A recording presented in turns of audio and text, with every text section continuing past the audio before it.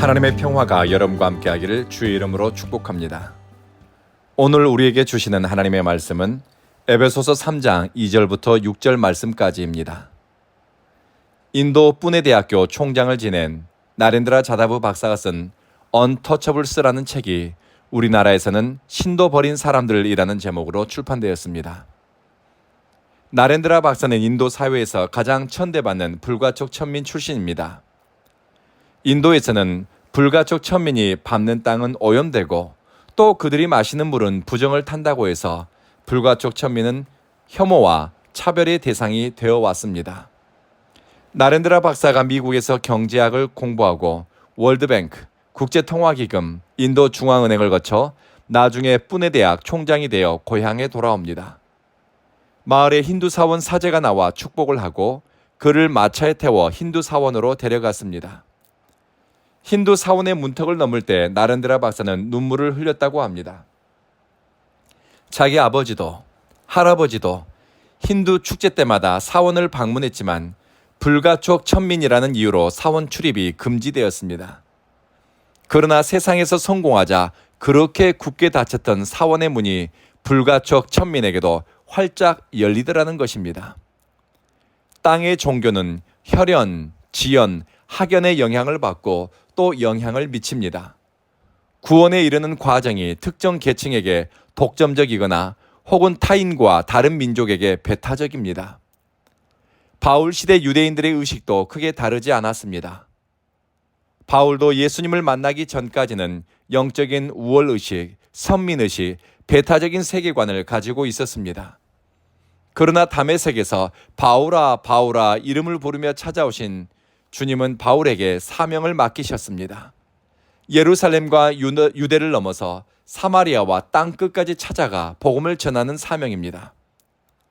당시 예루살렘에서 사역할 수 있는 사람들은 여럿 있었습니다. 유대와 사마리아는 가까운 거리이고 언어가 통하니 헌신할 사람들이 있었습니다. 그러나 땅 끝까지 이르러 복음을 전하는 일은 어마어마한 변화를 수용하고 위험을 감수해야 합니다.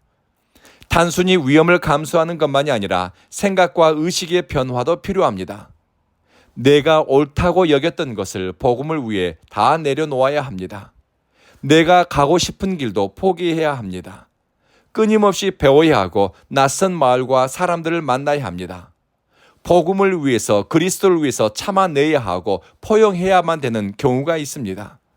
크고 작은 위험과 고난을 감수해야 하고 생명을 거는 경우도 생깁니다. 바울은 하나님이 전해준 경륜, 그리스도의 비밀을 이방인에게 전하기 위해 자신이 선택되었음을 확신했습니다. 이 확신과 사명의식은 시간이 갈수록 강화되고 또 분명해졌습니다.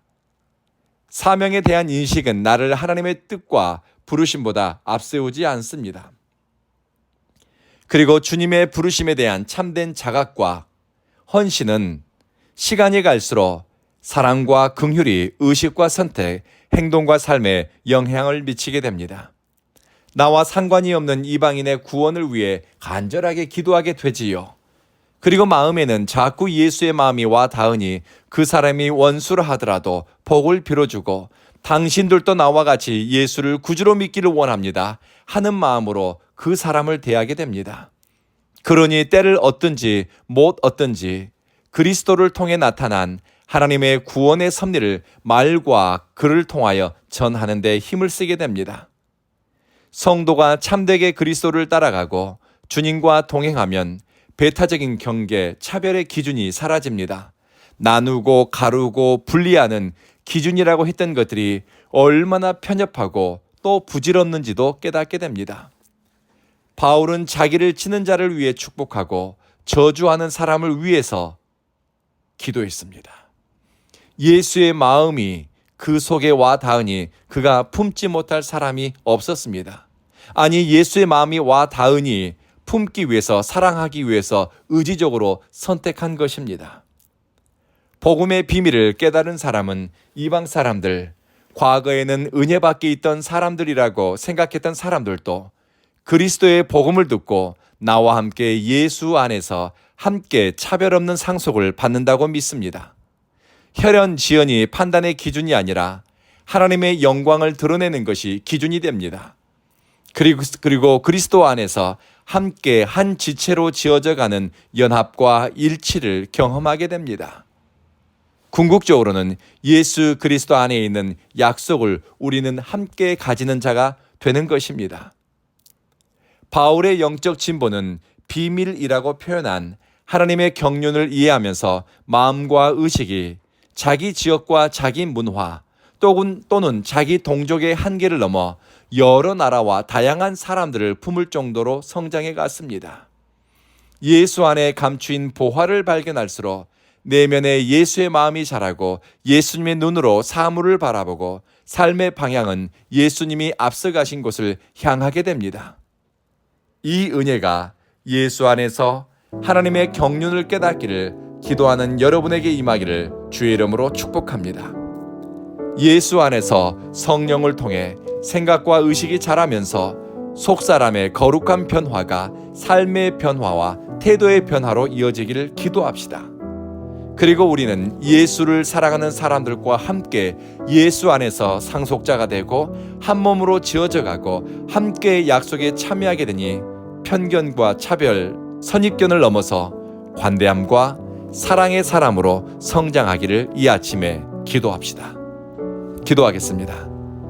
자비하신 주님, 우리는 언젠가 그리스도 안에서 잠든 모든 성도들과 함께 하나님의 영광의 보좌 앞에 서게 될 것입니다. 학연, 지연, 혈연에 따라 생겨난 우열의식이나 배타적인 경계를 넘어 서로 사랑할 수 있는 크고 넓은 마음을 주십시오. 예수를 믿으면서 생각과 의식의 성장이 일어나게 하시며 우리 각 사람을 부르신 부르심에 합당하게 응답하며 살게 하소서.